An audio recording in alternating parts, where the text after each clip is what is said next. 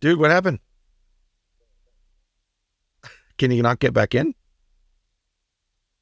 Okay, I'll stay online just like. Oh, there he is. There you are. I see you forming. You see him forming like on the transporter pad, sort of. Yeah, it was a bit Star Trek. You okay, John? Do you think we lost everything we just did? No.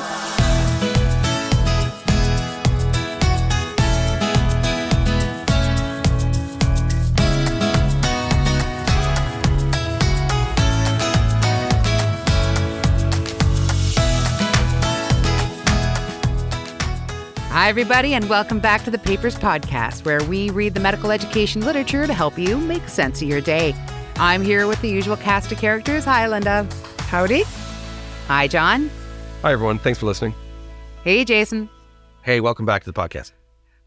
Speaking of welcome back, I just came back from Vancouver. I was at chess at UBC and had just the best time. Can I tell you guys how much fun I literally had out on the West Coast, but it's taking me forever to get back to this side of the world. So special shout out to Kevin and Glenn and Laura, Rose, Maria, Heather, and all the other people I'm forgetting. But the person I really need to highlight, if you guys haven't heard of Rabia Khan yet, just hold on to your hats. She's a new faculty member, new researcher in health professions education. She's going to rock the world. I'm just saying. Can't wait to read her next paper. So anyway, speaking of next paper, Jason, you brought something, actually a topic that dates, like this topic is like back to my PhD research days. All right. Well, we're going to connect to that in a second. But if you get to drop names, I get to drop names. Okay, fine. I was just in Cincinnati, hosted by three amazing gentlemen. So Dan Schumacher, you all know, the good Dan Schumacher. His laugh makes me laugh. I cannot not laugh around him. Eric Warm and his really wonderful family, and Ben Kinnear, who drove me everywhere. And I'm really grateful because he was juggling his kids' choir concerts and picking this guy up and driving me around. Oh, nice. And some other amazing people, the Kelleher clan, and Laura Turner, who did a talk about AI that makes me now worried about Skynet. And I had nightmares that night. Anyway, it was an amazing visit with the Cincy crew. So what's my topic today? So I got a different paper. And listen, everybody, before we hit record, Linda was slagging this paper already, but it's because she doesn't understand it. And I'm going to make the case to everybody about this. So I've entitled this episode, Digitization and Despair, Two Cases of Complex Change. So this is kind of my setup. You ready? So I have questions for you guys in a second. So what is it about big, complex educational change, these interventions that we do, that makes them so often fail? Okay, Lara's like yawning. Like, you don't have to do big changes or what? It's exciting. You should be tachycardic. It is exciting. It's just like I said, I'm not in this time zone yet. I don't know who I am. I'm with just a minute. If you're not in this time zone, it's because it's lunchtime. It's not because it's bedtime. No, it's late. But have you heard the expression that your soul travels by foot? Have you heard that? Ooh, that sounds deep. I think it's deep too, but it's my excuse for like when I come back from like several time zone shifts, I'm not very competent the first few days because my soul is still traveling here. Is that That's about my travel? theory.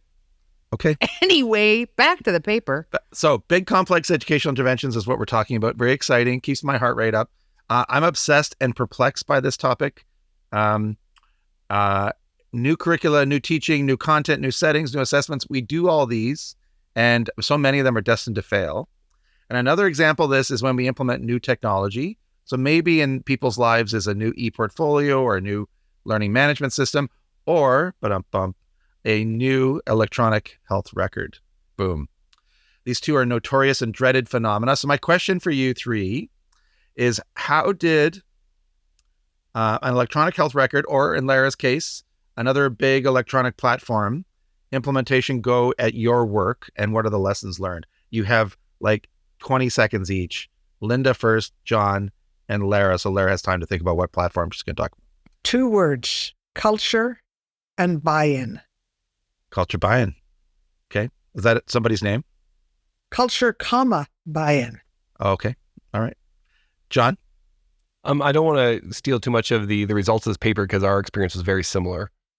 They spent a lot of money up front and then immediately disappeared once the system had been changed over. And so the example we have now is they buy us these netbooks for our use in an emergency department, which cost about $7 at a dollar store. And they have all of the shelf life and longevity of anything. So for example, for a while, we were missing the E key. I don't know why the E key is missing, but You don't need that in medicine. You couldn't type many words that had the letter E in them. And so you have these non sequiturs in the medical record because the E was missing. And we had never thought we should budget for new computers because, the emergency department is very clean, tidy, predictable, organized, non-violent environment. And of course, the $2 lap book is net book is gonna last. Just use the number 3. Ooh, good idea. But that's that. There you go. Workarounds. Boom. Lara, what's the platform you're thinking about implementation? So actually, my PhD research, my thesis was about the implementation of an electronic health record at a large pediatric hospital in Toronto, and which hospital could that be? I wonder. Sick kids. So they went from they had an electronic record in the sense that it was black screen and green text to a graphic user interface. So you would think this would be great, but it just goes to show that, again, I won't give away the story of the paper because, these findings, I could go back to my thesis and find echoes. All right. So we'll do some echoes today. So why am I selecting this paper? I'll tell you the name of the paper in a second. I have PTSD from my own experience as a clinician. And I still think that there are lessons for all of us as educators from this subgenre of implementing electronic health records. So that's my pitch to you all today. What would I do differently for a future complex educational intervention? So enter Dr. Humphrey Murto et al. So a caveat right up front is that I know Sue Humphrey Murto. She's a lovely colleague of mine, a rheumatologist, a runner, and definitely a wonderful medical education researcher. And some of these colleagues are people who are in my hospital. But she doesn't know I'm reviewing this paper. I'll email her after we're done, and then she'll discover it. So what's the paper? The paper is Training Physicians and Residents for the Use of Electronic Health Records, a comparative study between 2 hospitals. It's from the April 2023 Medical Education Journal. All right, everybody. So what's the purpose of this study? The authors pitch that there's a gap in our understanding of how physicians are trained for these big complex interventions. And this is holding back the world from achieving, in this case, electronic health record benefits. We spend billions and maybe we don't get the bang for our buck. This is how they phrased their purpose: to describe and critically assess the interplay between educational activities and organizational factors that influenced EHR training and implementation across 2 different hospitals. So what methodology would they choose to answer that purpose, to compare 2 hospitals? They chose case study. Now, I've never officially done a case study or published one, so I had to do a deep dive. I want to ask in reverse order. So Lara, John, Linda, have you done a case study, or what do you know about case studies? Lara? Yeah, so I've done case studies before for sure. And the thing about case study research and case study design is that it's a very malleable way of doing research in the sense that you can use it across different paradigms. So you can do it using a very post-positivist orientation, or you can do a very constructivist or social constructionist orientation. So it's an approach that moves across those ways of thinking. Now, the study design then changes, like there's implications for that. But it works really well when you're looking to compare 2 contexts with the same kind of phenomenon. So great design choice. Okay. John, any pearls about case studies? I always struggle to call a case study a methodology because I think it's almost more of a categorization where you use the case study as a stimulus. But then because you can use so many different methods around it, it's not one approach or one type of way. Like if you're going to do an experiment, you do an experiment. You have a measure of change, and you try to induce that. If you're going to do a case cohort study, then you're going to have 2 different populations and retrospectively or prospectively wash them forward. With the case study methodology, just as Lara suggested, you can use a critical lens, you can use a positivist lens. And so the actual methodology about how you structure and design, and then the process for an analysis can look very different. So I think a case study is hey, we have a stimulus that's happening in the naturalistic environment that happened serendipitously, and that serendipitous stimulus is the trigger for what we're going to look at. But the actual methodology can be very different. So it's not a common methodology. Everybody, that's Linda's alarm going off. It's time to get the muffins out of the oven. John, that's just sacrilege what you just said, that case studies are in a distinct genre. Like a Professor Steak is in his grave and he's rolling around. He's shivering because you're not respecting his invention. Look at you dropping steak. I'm dropping steak everywhere. Wow. I'm all about the steak. And then Come there's on. yin. That's Come really on, Varpio. impressive. You know, he just got off the Wikipedia page. Trying to make him look good, John. I'm just trying to be a friend here. Pump my tires every now and then. Linda, if you're done with your phone, is there anything you want to add? I'm done. You guys, I prioritize. So I agree with John. A case study has many, many subgenres, shall we say, of it. I'm not even sure. The first thing you said, Jason, was this is comparing two hospitals or two implementations. So is that really a case study if it's comparing two things? So it is, because I'll tell you what the classification is of different kinds of case studies. So I had to dive into the shallow end of this because I needed to review case studies. I haven't really looked at that for a long time. So here's the official definition. It's a methodology you choose to do an in-depth exploration of a complex phenomena in a real-life setting. So you're describing that phenomena and taking some lessons from it, or also known as a naturalistic design. So it's as opposed to experimental, where you're controlling things. Nothing's controlled. It's live. You're in the safari. The key authors, as I mentioned, were Steak and Yin. So Steak has three kinds of case studies. I'll just mention those and then we'll move on. Intrinsic is something where you're looking at a unique phenomenon.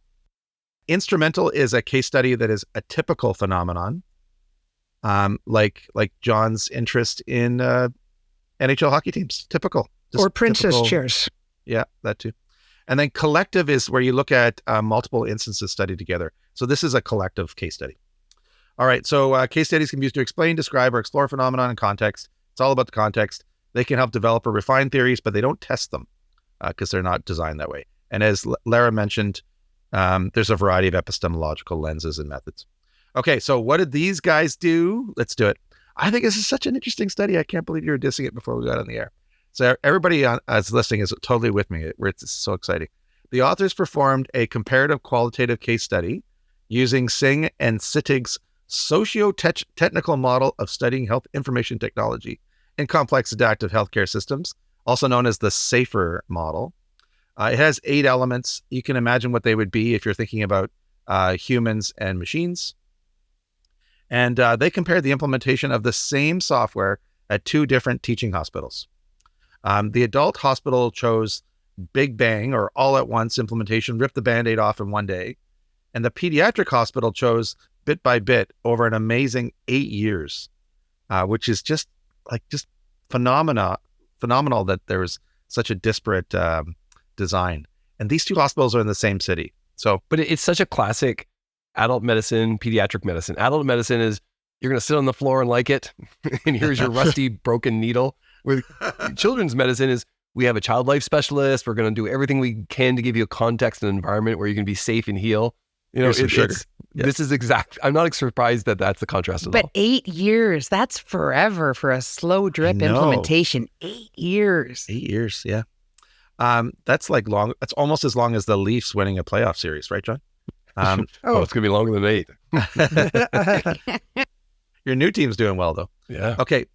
They performed one-on-one interviews remotely with a purposive sample. Is that how I say it? Okay. No, you're just saying it now. And this time it actually says purposive as opposed to purposeful in the article. It's purposive. Honest to God. Purposive. Professor Schumacher went all over me for our Canadian pronunciations. And oh, really? Yeah. Dan. Yeah. And he picked on a few other words as well. And I could not convince him that, his Midwest spelling or pronunciation was totally wrong. So a purposive sample of physicians, Dude, residents. You did it again. I know, on purpose. Students and administrators. I'm putting this in your head now. No. So they looked at both the physician end users and the administrators who were involved in trying to set this up in its best way possible. They use standard methods for transcription, coding, group interpretation, blah, blah, blah, Lara's qualitative stuff. They were allowed to review proprietary... Wait. Blah, blah, blah, Lara's qualitative stuff. Really? Stuff you talked about a lot. Don't need to review. Okay, here's the other thing. They tried to get the materials that from the company to say, here's the training materials, here's what they're trying to do. And the company said, no, you can't look at our materials, even though you paid us $1 billion each for our software. The study had REB approval, and they provided a table for their reflexivity statement. That was really interesting to me. It was like the most positivist table I've ever seen for a reflexivity statement. It was like author, background, where you were born, how we think. It was a table. I love it. I'm doing that. That kind of reflexivity statement. No.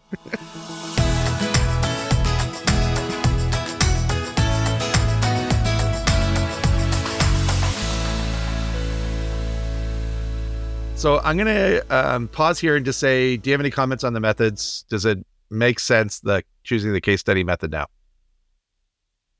John, Linda, Lara.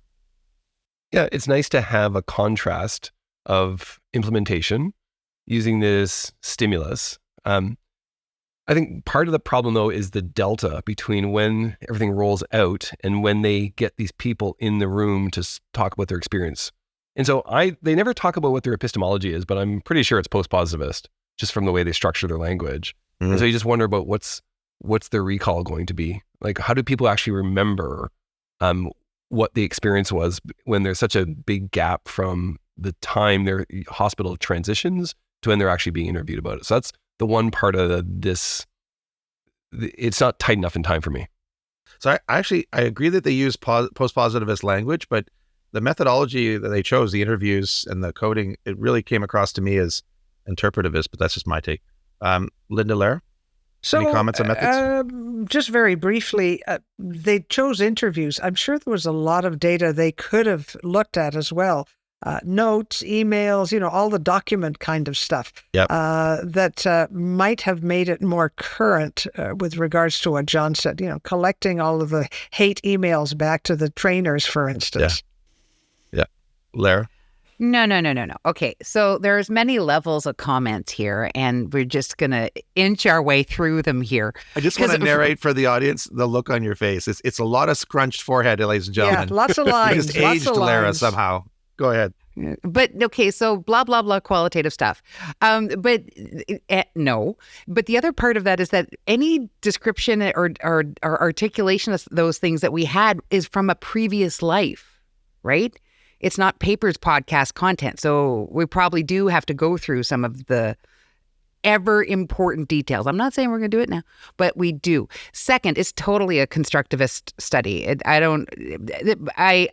So I too know Sue Humphrey-Murtaugh. I love the woman to death. Also know many, I can't say enough of great things about Christian Rangel, Jerry Mania. There's a number of people on the author line that I know. And just FYI, if you guys haven't watched Christian Rangel's work, it's just going to change. It's going to change the field. It's awesome. But I don't see this as a post-positivist study at all, although you can feel some of it dripping in there. But that's also because some of our friends on the author line might still have a bit of a white knuckle grip on post-positivism because it's how we... it's where they were born. Yeah, I get it. Yeah, it's their life. It's their worldview. Like it's home. I could say a few words about information power if you want to, because I thought that was... See, I'm playing these games now where I guess what I think you guys are going to ask about, and I've guessed wrong the past 2 episodes. So I was ready to say a few words about information power. We don't need to. I was going to bring it up in the results sections because my opening line is 43 participants were interviewed until they achieved, quote, sufficient information power. Yes. Gorge. And they'll have to reference for that. Do you want to unpack? Happy to unpack. Geez, Jason, thought you never asked. Thank you so much. Tee me up. So this is like watching the Globetrotters play the Washington Wizards or whoever they play. Are we the Wizards though? This is my fear. I don't know what's happening here. Okay. So information power. The concept of information power was did I just mute myself? Can No. you guys still hear me? Oh, Yeah, I we can pressed still a hear you. button on my microphone. That was not a good idea. We're just going to go back to that. All right. So information power came about as a sort of a pushback against the concept of saturation, which became really standard for all qualitative research, in large part thanks to the popularity of grounded theory. So if we go back in our time machine, not that long ago even, you could go like 15, 20 years ago, qualitative research in medical education and a lot of domains where qualitative research was making headway into those fields. The first approach that was adopted was often grounded theory because the first iteration of grounded theory, qualitative research, was done post-positivist, which is fine. But as we know, there's more than one kind of grounded theory, and qualitative research generally often doesn't work in the post-positivist orientation, in the sense that a lot of people who engage in qualitative research are working from a constructionist or a constructivist orientation. So enter Malterud et al. This paper, and I'll make sure it's in our show notes, I'll send it to you, Jason, talks, and it came about in a paper, well, one of the nicest iterations or descriptions of it came about in a paper where she talked about sample size in qualitative research and suggested that instead of aiming for saturation, that researchers should strive to create participant samples that are adequate and appropriate and aligned across 5 different dimensions.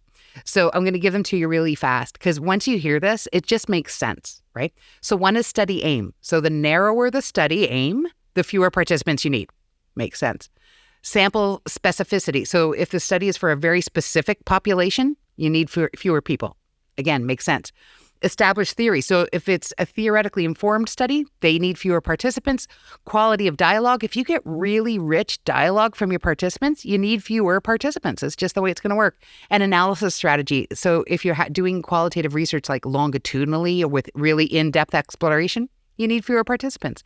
So just alignment across those 5 means that's how you start to think about information power. So instead of saturation, let's think information power when we're thinking constructivist research. Yay. Okay, so for all the clinician educators out there, it used to be when you did your qualitative interviews, it was Don't do it. Just go get 6, get 6 folks.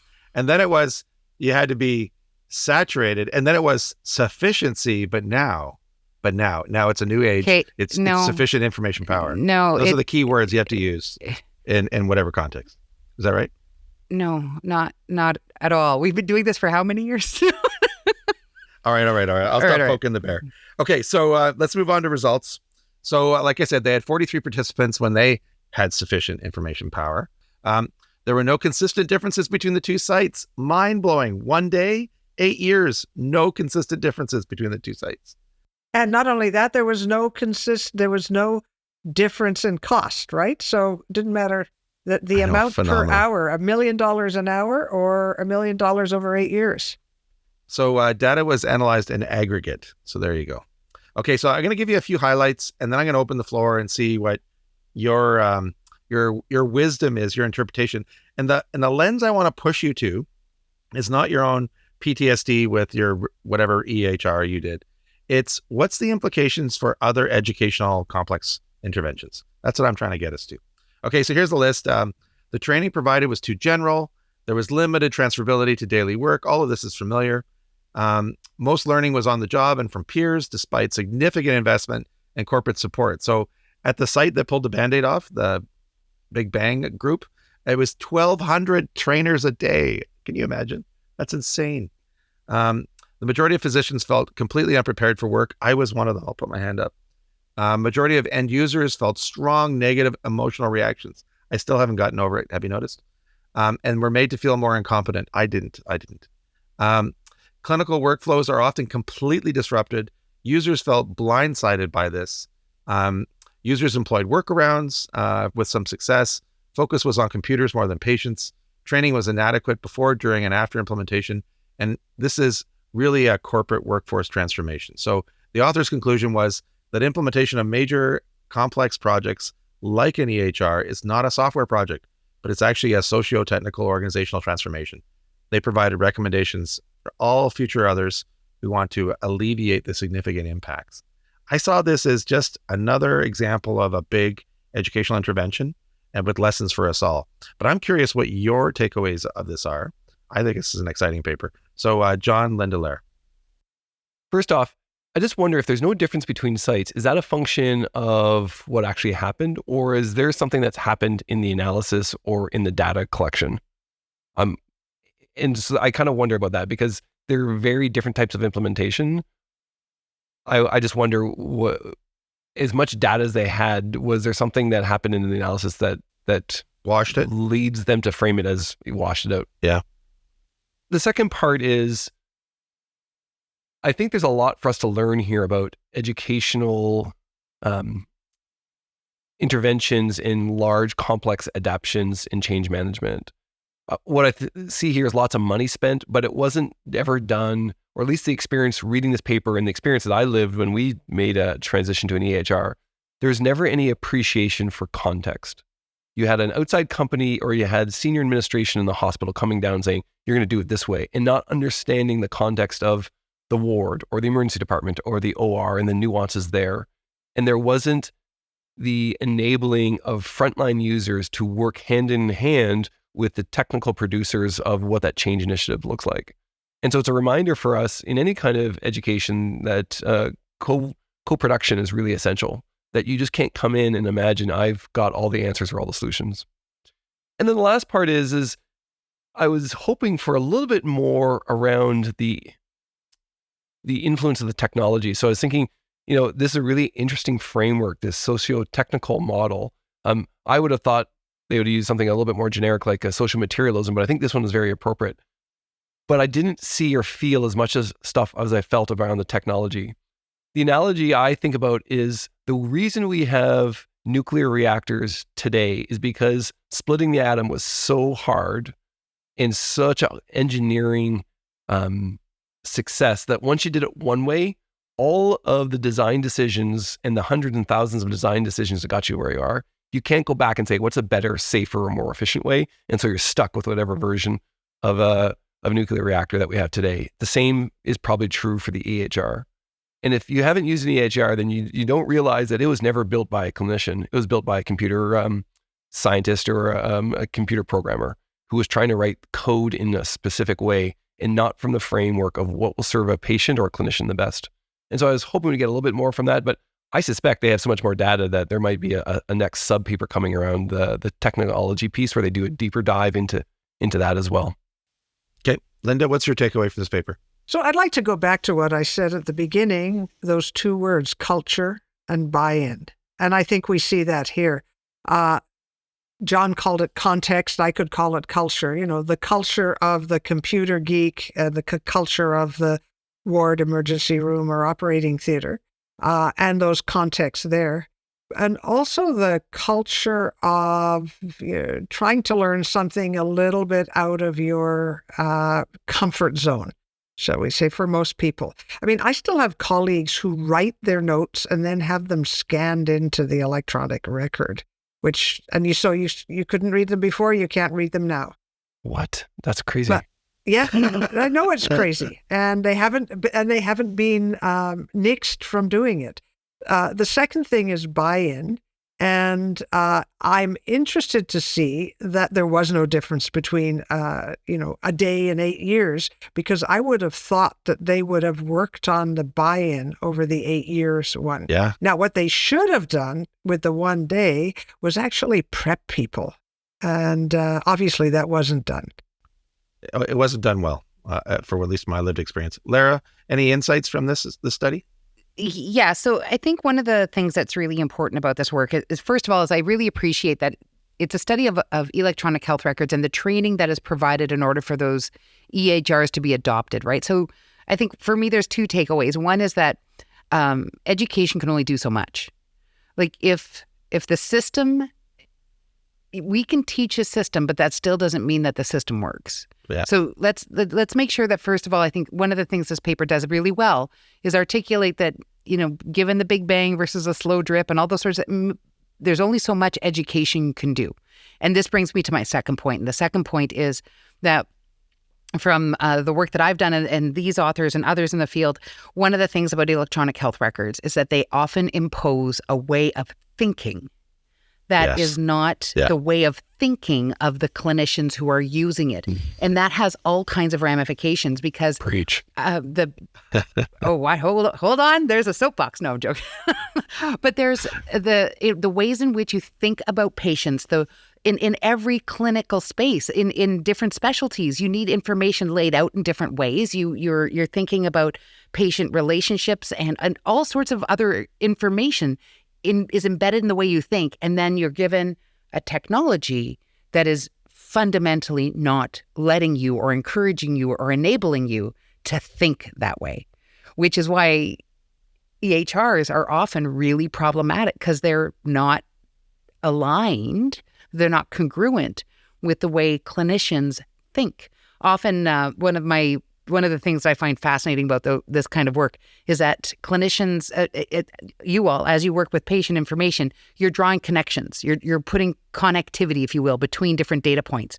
But when you look at the EHR, when they're organizing data, they're looking at single cells. It's full of there's all kinds of data available, but each clinician is trying to put connections between them, and some EHRs enable some connections, some enable others. So for me, this paper's got 2 points. One is that these things don't allow you to think the way you want to as a clinician, which means that education and teaching you how to use it is only ever going to get so far. Like we can only effect so much implementation through teaching.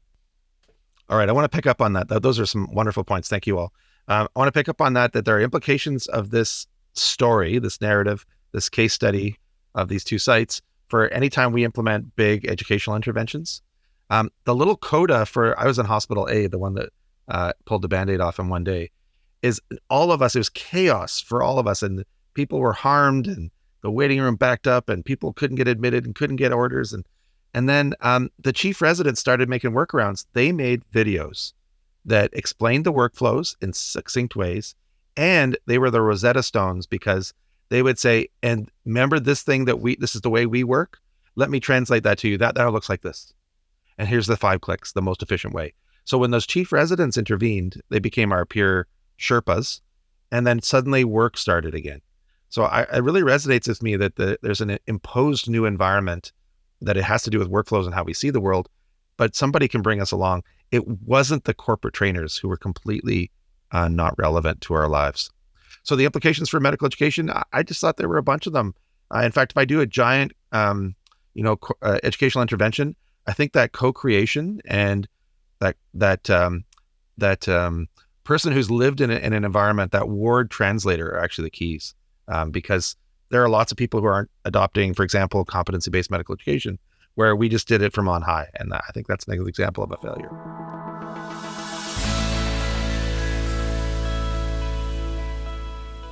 All right, so that was Sue Humphrey-Murdo et al. I'm going to ask you for our usual case studies in the form of votes. Right now, I love that wrinkled forehead. That's awesome. Case studies in the form of votes? Yeah, it's a wonderful metaphor. Here's yet another reason why this whole voting thing doesn't work. But go on. It's my purpose in life to get you to say phrases like that. Okay, so I want to know 1 to 5 on these beautiful case study methods, comparing at least comparative to different instances. So John, Linda, Lara, how do you say 5? I think I give it 4. I think they did lots of work. I like the theory or the framework that helps them organize. I did quibble that I thought they may have had too much of a gap between the implementation, the case study, and then when they actually collected the data. And so, yeah, 4. All right. Lara, Linda? Sorry, it's Linda. Oops. So I'm going to give it a 4. Same reasons as John, but also I think they told a really nice story. And for me, as an internist, a case is a story. And I could follow it through very nicely. Okay. Lara? So I'm giving it a 5. There's nothing there I would have changed. Not a thing. The only thing I would have added was the word constructivist somewhere, or a paradigmatic flag in the method section. But other than that, given their question, given the way they designed it, they're what they had hoped to achieve. No, it's 5. And you like the positivist reflexivity table that passes the Sniff test? No, now that you mention that, but I already voted, so I can't go back. It's like there's no back button on this surface on this survey. Okay, So I'll give it 4 for you, and it'll all work out. So it's a 4, just because of the epistemology. I thought there was a little bit inconsistent, but otherwise I thought it was great. It taught me a lot about case studies, and you should read this paper too.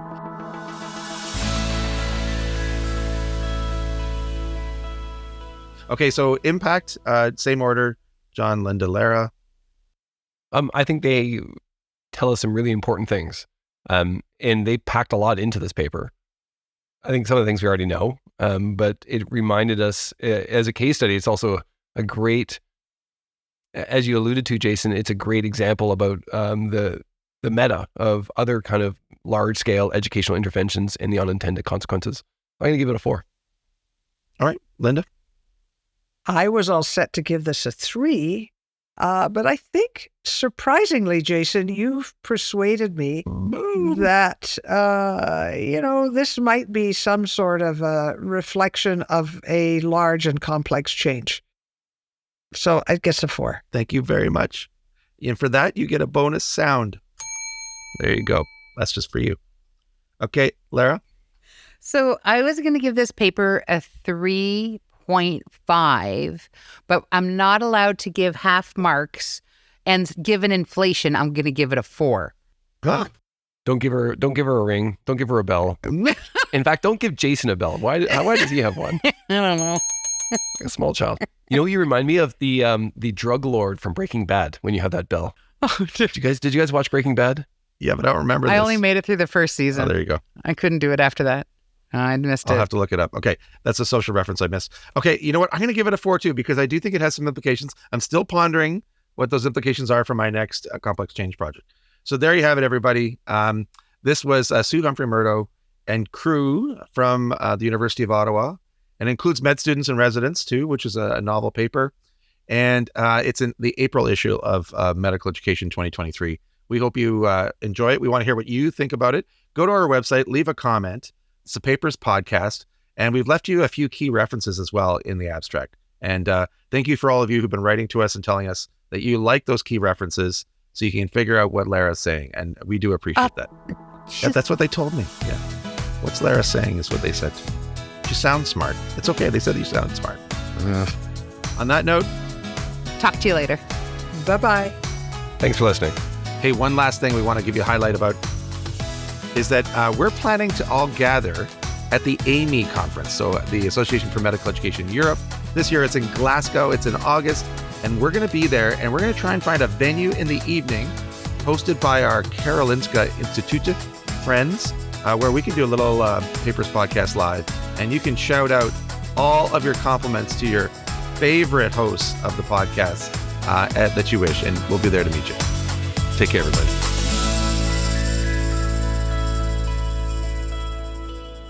Well, at least it'll be somebody who can pronounce the city where we're going properly, right? Which leaves Glasgow? you out. Glasgow. What's wrong with Glasgow? Glasgow. You make it sound like a cow. Exactly. You know, Glasgow. There's nothing wrong with cows in the world. I'm not all discrimination about cows. It's Okay, got take nothing care, everybody. Bye. But- Bye. Bye. Anti-bovinism.